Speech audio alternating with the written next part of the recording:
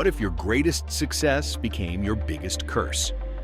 Diana Darvey was already an international star with real freedom and a thriving career in Spain long before Benny Hill entered her life. Well, look at that energy, eh? This kid can jump 3 feet straight up in the air. What followed changed everything. This is the part the cameras never showed, the truth about the women behind the Benny Hill show.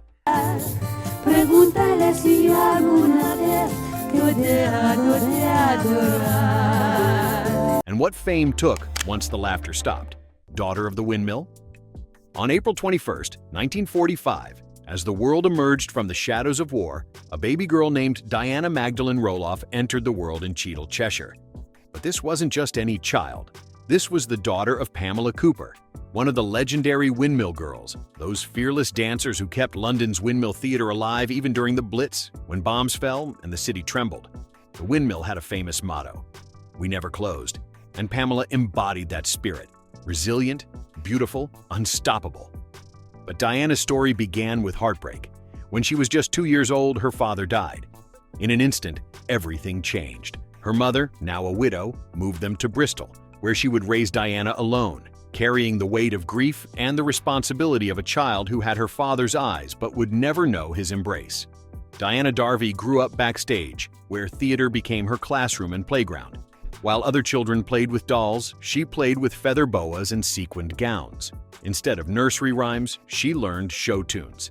The theater wasn't simply her mother Pamela's workplace, it was Diana's entire world.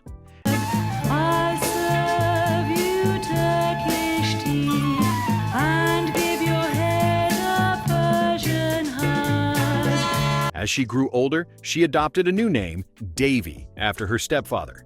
Later, she added an R, becoming Diana Darvey, a name that sounded like it belonged on a marquee. She inherited more than beauty. Diana carried the Windmill spirit, a determination to keep performing no matter what. With natural rhythm, a soft, captivating voice, and instinctive stage talent, she moved toward her destiny. By her teens, she knew exactly where she belonged. The stage was calling, and Diana Darvey was about to answer. Finding her stage? In 1962, at just 17 years old, Diana Darvey stepped onto a professional stage for the first time. The venue was Bath. The role was a pantomime dancer, and the young girl with stars in her eyes was about to discover that dreams and reality were two very different things.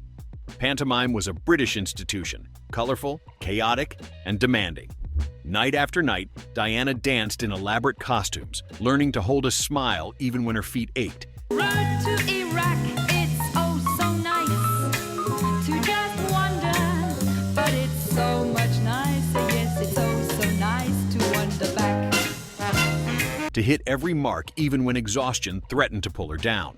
There were no second takes and no room for mistakes. The audience was right there, watching every move. It was demanding, it was inspiring, and it offered what was necessary for her growth. But pantomime was just the beginning. In 1963, at 18, Diana landed a job that would truly test her mettle. She became a Butlins Redcoat. For those who don't know, Butlins holiday camps were where working-class British families went to escape their ordinary lives. And the Redcoats? They were the heartbeat of the entire operation, entertaining guests from dawn until midnight, leading games, hosting shows, and making magic happen on a shoestring budget. Diana threw herself into it completely. She sang for families at breakfast, danced for them at dinner, and performed in elaborate evening shows under hot stage lights. She learned to read a crowd, to win over skeptics, to turn a mediocre joke into something memorable through sheer force of personality. Every night, Diana proved herself.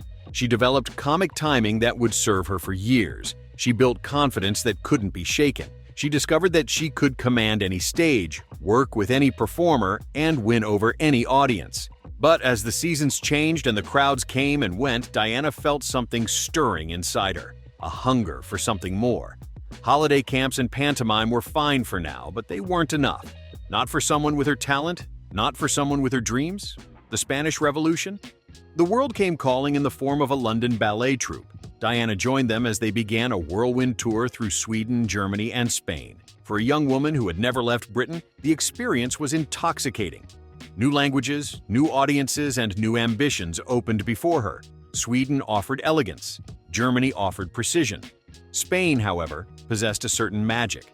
The moment Diana set foot in Madrid, something shifted inside her. The passion, the music, the way Spaniards lived life like every moment mattered. It spoke to something deep in her soul. When the tour ended and the troupe prepared to return to London, Diana made a decision that would change everything. Oh, look how many. Of a romance of a boy and girl and whispered words that mean I love you. Said to the wife, go out and see if it's raining. She stayed. It was a gamble that could have destroyed her career before it truly began. But Diana had inherited her mother's courage, and she wasn't about to play it safe. She caught the attention of Calzada, one of Spain's most famous impresarios. He saw something special in this English girl who danced like fire and threw herself into learning Spanish with fierce determination. He cast her in Revista, Spain's beloved variety theater that blended music, comedy, and spectacle. And Diana didn't just succeed. She soared. Night after night, she topped the bill in Madrid's most prestigious venues. She learned Spanish fluently, then French, then Italian. Eventually, she would master 5 languages. She performed in musical theater productions that showcased every facet of her talent: singing, dancing, acting, comedy. Here, she wasn't just Pamela Cooper's daughter. She wasn't just another pretty face in the chorus. She was Diana Darvey, an international star, creating her own identity on her own terms. She designed her own costumes, choreographed her own numbers, and commanded stages that had hosted legends. The Spanish audiences adored her. The critics praised her. For the first time in her life, Diana felt truly free. This was her golden age: creative, independent, successful. She had everything an artist could want: respect, opportunity, artistic control, and audiences who appreciated her full range of talents. Diana Darvey's story was far from complete, and one trip to Madrid would mark a turning point. The holiday that changed everything. In the early 1970s, a portly British comedian arrived in Madrid, looking for sunshine and sangria. At the time, Benny Hill was one of the leading figures in British television, drawing audiences of more than 20 million to his comedy specials and securing his place as a household name. Yet fame left his habits unchanged. He continued to favor holidays abroad, wandering through European cities and enjoying their distinct character. One evening, purely by chance, Hill found himself in a Madrid theater. The lights dimmed, the music swelled, and onto the stage glided a woman who stopped him cold. She sang in Spanish with the passion of a native. She moved with the grace of a dancer half her age. She commanded the stage with a confidence that couldn't be faked. Her costumes dazzled, her voice mesmerized. Benny Hill, a man who'd worked with hundreds of performers, had never seen anything quite like her. That nightstand. Was something wrong? I didn't see anything wrong myself with that. Then came the revelation that stunned him. This continental goddess was British. After the show, Hill rushed backstage. He introduced himself, though introductions were hardly necessary. Even in Spain, everyone knew Benny Hill. He told Diana about his television show, about the millions who watched, about the opportunity to become a star in her homeland.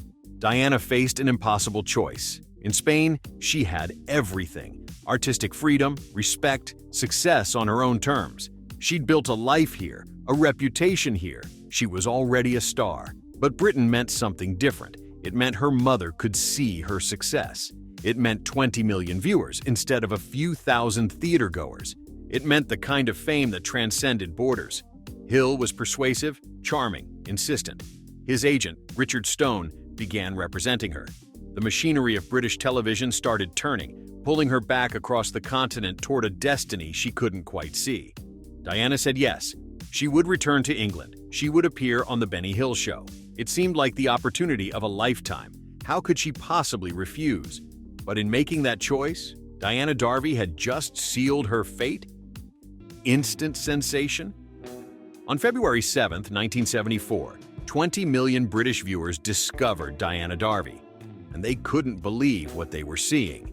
The Benny Hill Show had featured beautiful women before, plenty of them. But Diana was something else entirely. The moment she appeared on screen, elegantly dressed and radiating continental sophistication, the audience sensed this wasn't just another chorus girl. Then she began to sing. Her signature performance became legendary, a 4-song medley that showcased everything Diana could do.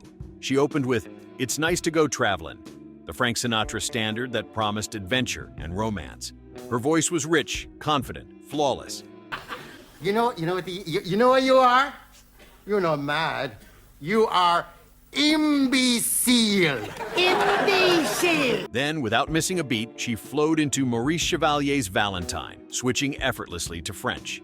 The audience watched, mesmerized, as this British woman sang like a Parisian cabaret star. But Diana wasn't finished. She transitioned to Spanish, her pronunciation perfect, her passion authentic. And throughout this 4-minute performance, she executed 4 complete costume changes, each outfit more dazzling than the last, culminating in a belly dancer costume that left jaws on the floor. The phones at Thames Television lit up. Who was this woman? Where had she come from? When would she be back? Diana followed up with other continental standards: Sway, Quizás, Quizás, Quizás, and Perfidia. Each performance was a masterclass in elegance and sensuality. She also starred in the Continental Cabaret sketch alongside Hill and his regular sidekick Jackie Wright, delivering comedy that proved she wasn't just a singer. She could act, she could time a joke, she could hold her own with professionals. Dennis Kirkland, the show's producer, would later say, "Nothing sexier had ever been seen on British television." The newspapers called her a sexy knockout. Fan mail poured in. Diana Darvey had become an overnight sensation. She had everything she'd dreamed of: fame, recognition, millions of adoring fans. But she also had something she hadn't anticipated, a label she would never be able to remove. Behind the laughter? The cameras loved Diana Darvey, but what they captured wasn't the whole story. Between February 1974 and January 1977, Diana appeared on The Benny Hill Show exactly 5 times, just 5 appearances over 3 years. For someone who'd caused such a sensation, it seemed surprisingly few. Behind the scenes, Diana was discovering what it really meant to be part of Benny Hill's world. The show had a formula that worked: slapstick comedy, speeded-up chase sequences set to yakety sax, double entendres delivered with a wink, and always beautiful women in revealing outfits. Cool and sophisticated.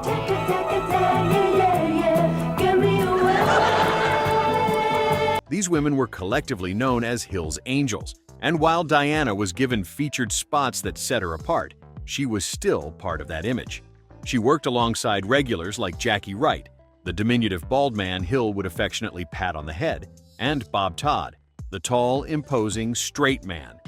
She performed in sketches like the gender-reversed Baby Doll parody, playing roles that Hill had written years earlier for other actresses. The professionalism was undeniable. Hill wrote almost everything himself, controlled every aspect of production, and demanded precision. Diana, ever the professional, delivered flawlessly every time. But something was shifting. Dennis Kirkland, who worked closely with the production, remembered Diana as the lady who would burst Benny's balloons with a glance, suggesting a woman who wasn't simply going along with everything, who had her own power, her own presence. By 1977, Diana had changed agents, moving from Richard Stone, Hill's own representative, to Al Heath International. The symbolism was clear. She was trying to create distance, to establish her own identity separate from Benny Hill. Her final appearance came on January 26, 1977. Another stunning performance, another round of applause. But then, silence. Diana Darvey never appeared on The Benny Hill Show again. She'd gained fame, certainly, but she'd also acquired something more permanent: typecasting. To the British public, she would forever be that girl from The Benny Hill Show. In Spain, she'd been an artist. In Britain, she was becoming a commodity. And the worst part? Her greatest success was about to become her greatest obstacle? Trying to break free? Diana Darvey refused to be defined by one show. She was too talented, too ambitious, too versatile to be boxed in. So she fought to show the world what else she could do. In 1975, she landed a role in Carry On Behind, one of Britain's beloved comedy film franchises. It should have been her big screen breakthrough. But the Carry On films had their own formula. Yes, he was up in the jungle with the colonel's wife, you know. He fell off an elephant. Oh, no. Having it off is not right. Oh, I wouldn't say that. Bawdy humor, suggestive jokes, beautiful women in compromising situations. It wasn't the dramatic departure Diana needed. It was just more of the same. She became a regular host on Quick on the Draw, a television game show that gave her steady exposure but kept her firmly in the realm of light entertainment. She appeared in And Mother Makes Five, a family sitcom, where she played character roles that showed her acting range. But no matter what she did, the introduction was always the same. Diana Darvey, star of The Benny Hill Show. The industry couldn't see past it.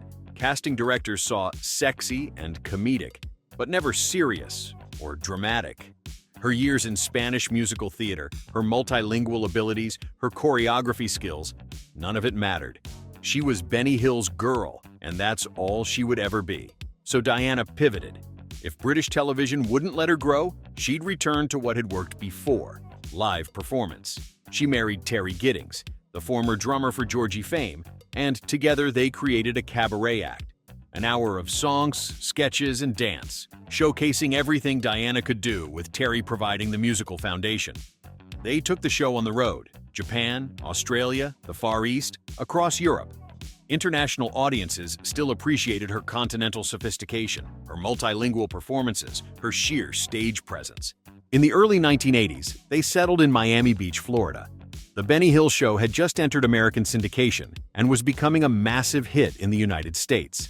Diana and Terry performed on Caribbean cruise ships and in South Florida nightclubs, riding the wave of Hill's American success. The irony was crushing. Even thousands of miles away, even performing her own material, Diana Darvey still couldn't escape Benny Hill's shadow. And soon, even that shadow would begin to fade. The fall of an empire? By the mid-1980s, the laughter was dying, and it was taking careers down with it. Britain was changing. A new generation of comedians was rising, alternative comedians who looked at the old guard with contempt.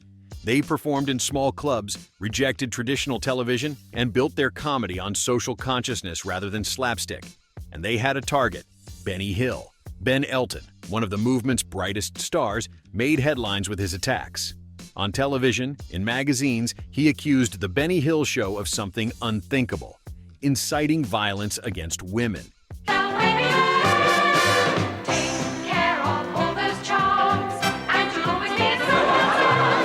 He claimed the show's portrayal of scantily clad women being chased by lecherous men normalized harassment and assault.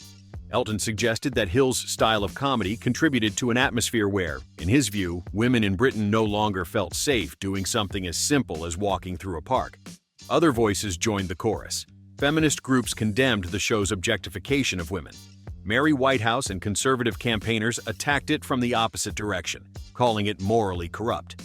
The Broadcasting Standards Council officially labeled the format increasingly offensive. Benny Hill, who'd spent decades making millions laugh, suddenly found himself called sexist, outdated, and dangerous. The ratings told the story. From 21 million viewers in 1971 to barely 9 million by 1989. The show that had once defined British comedy was now an embarrassment. In 1989, Thames Television pulled the plug. After 34 years, The Benny Hill Show was canceled. Hill was devastated. But he wasn't the only casualty. Every woman who'd ever appeared as one of Hill's angels faced an impossible situation. The work they'd been proud of was now considered shameful. The show that had launched their careers was now a stain on their resumes. Diana Darvey, with her 5 appearances and her iconic performances, was inextricably linked to something Britain wanted to forget. Doors that had been merely difficult to open now slammed shut entirely. The entertainment industry didn't want Benny Hill girls anymore. They represented everything the new comedy was trying to leave behind. And Diana's marriage to Terry Giddings, already strained by years on the road, finally collapsed in divorce. She returned to England alone, her career in ruins, her reputation tainted by association. The world had moved on, and it had left Diana Darvey behind. The quiet years? The fall from stardom to obscurity can happen slowly, like erosion. Or it can happen all at once, like a trapdoor opening beneath your feet. For Diana Darvey, it was both. She returned to England in the late 1980s to find an industry that had no use for her. The variety shows were gone. The musical theater circuit had collapsed. The television producers who once competed for her attention now wouldn't return her calls. Her resume, once impressive, had become a liability. Star of The Benny Hill Show wasn't a credential anymore. It was a warning label. So Diana did something unthinkable for someone who'd performed for millions. She disappeared. She moved to Bodycut, a tiny village in Oxfordshire, far from London's stages and studios. And there, in this quiet corner of rural England, Diana Darvey became a pub landlady. From topping the bill in Madrid to managing a village pub, from designing gravity-defying costumes to pulling pints, from performing in 5 languages to making small talk with local regulars. It should have been humiliating. But Diana approached it with the same professionalism she'd brought to every stage. If this was what life demanded now, she would do it with dignity. The locals didn't know, or perhaps didn't care, that the woman serving their drinks had once captivated 20 million viewers. They didn't know she'd been an international star, that she'd sung with perfect diction in languages most of them couldn't speak, that she'd once worn costumes that made headlines. To those around her, she was only Diana, known for her pleasant manner, strong work ethic, and steady reliability. In 1995, she found happiness again, marrying Ralph Barker and building a quiet life away from the spotlight that had burned her so badly. 5 years, a calm stretch during which she lived as an ordinary woman, untouched by the expectations of the stage or the pressures of recognition. She was only 54 years old, but her performing career felt like another lifetime. The stages of Madrid, the lights of Thames Television, the applause of millions, all of it belonged to someone else now, a younger Diana who'd believed the world would always have room for her talents. But destiny had one more cruel twist waiting, and it would come without warning, without mercy, without the chance to say goodbye. Tragedy and legacy? On April 11, 2000, Red Hill, Surrey was calm and uneventful. Diana Darvey was in her home when she suffered a fall down the staircase. The fall was neither dramatic nor seemingly severe. It appeared to be a routine mishap, the kind that happens to countless people. The result was a linear fracture of the left femur beneath the pelvis. It caused considerable pain, though it was not thought to pose a serious risk. Except it was. Complications set in. And 10 days before her 55th birthday, Diana Darvey, the girl who'd inherited the Windmill spirit, who'd conquered the stages of Madrid, who'd captivated millions, was gone. The obituaries were few and brief. The Independent published a tribute by Dennis Gifford, remembering her as prettier than all of Hill's angels molded into one. Dennis Kirkland, the producer who'd worked with her, offered a bittersweet remembrance. She designed her dresses with splits from thigh to elbow. You don't see girls like that these days. But even in death, Diana was defined by 5 television appearances from a quarter century earlier. Place where soldiers are coming for drinking and for women and for... Yes, called the Naffy. Naffy, so this is Roman Naffy, you know? Yes. The headline wasn't International Star Diana Darvey Dies. It was Former Benny Hill Show Star Passes Away. Her Spanish theater triumphs went unmentioned. Her 5 languages, her choreography, her years of artistic control reduced to footnotes. The full scope of her talent, the breadth of her career, the magnitude of her artistry, lost to history. Diana Darvey had lived a remarkable life, from a fatherless childhood to international stardom, from the variety halls of Britain to the revista stages of Spain, from being discovered by one of television's biggest stars to becoming a cultural flashpoint. She'd had courage, staying in Spain when the safe choice was going home. She'd had talent, genuine, undeniable, multifaceted talent. She'd had resilience, continuing to perform even as the industry turned its back on her. But she'd also had the misfortune of becoming famous at exactly the wrong moment, in exactly the wrong way, on exactly the wrong show. The Benny Hill Show didn't ruin Diana Darvey's life, but it defined it. It gave her fame and took away her future. It made her a star and trapped her in amber. Diana deserved better.